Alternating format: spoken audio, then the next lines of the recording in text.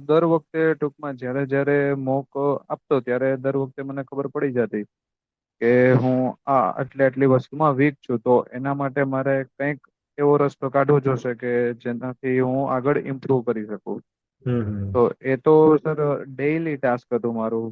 હું daily analysis કરતો કે ભાઈ ક્યાં ક્યાં મારું ખૂટે છે. અચ્છા. અને તમે મોક ટેસ્ટ દિવસમાં કે મંથલી કઈ રીતે આપતા? મતલબ તમારું ટાઈમ ટેબલ શું રહેતું મોક ટેસ્ટ માટે? વીકલી આપતા કે હા ડેલી સર. આપતા કે કઈ રીતે આપતા? સર મોક ટેસ્ટ તો હું ડેઈલી જ આપતો, પણ ટૂંકમાં જ્યારે એક્ઝામ સ્ટાર્ટ થવાની હતી ને હમ. એના અગાઉ 2-2.5 મહિના પહેલા અગાઉ જ હું ચાલુ કરી દેતો. અને અમે ડેઈલી આપતા ત્યારે સાથે સાથે કરંટ અફેર અને ઇંગ્લિશ અને બધું સબ્જેક્ટ કરવાના હોય. હમ. એટલે ત્યારે એક બે જ આપતા, પણ જયારે સાવ એક્ઝામ નજીક આવી ગઈ ને ત્યારે આખા દિવસની 3 પ્રિલિમની આપતા અને એક મેન્સની આપતા. અચ્છા, 3 પ્રિલિમની એક મેન્સની એક દિવસમાં? Yes sir. અચ્છા. તો તમને એવું લાગે છે કે મોક ટેસ્ટનો ફાળો બહુ રહ્યો હશે તમારા જે તમે સફળતા મળી એમાં? હા સર, 100%. મારો જે મેનમાં મેન સફળતા માટેનો જે ફાળો છે ને મોક ટેસ્ટનો જ મને સૌથી વધુ લાગે છે. હમ હમ.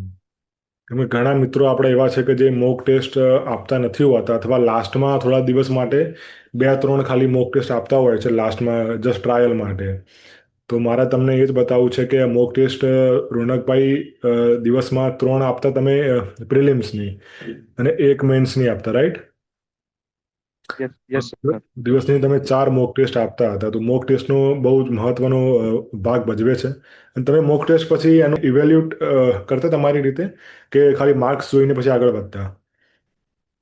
નહીં નહીં સર, અમારો મેન મોટિવ એ હતો કે એનાલિસિસ એકદમ વ્યવસ્થિત થવું જોઈએ. અને હમ. સર જ્યારે અમે મોક આપતા ને તો અમે છે ને લાઇબ્રેરીમાં 4 ભાઈબંધ હતા. હા અમે હા. ચારેય ભાઈબંધ એક સાથે મોક આપતા. અચ્છા. જેથી કરીને એક સાથે અમને ચારેયને પૂરી થઈ મોક, અને મોક પૂરી થાય ને ત્યારબાદ અમે બધા સાથે બેસીને એનાલિસિસ કરતા. તો એનાથી અમને એક બેનિફિટ એ થતો કે જે વસ્તુ મને નથી આવડી એ હમ. મારા 3 ભાઈબંધ માંથી કોઈને તો આવડી જ હોય છે.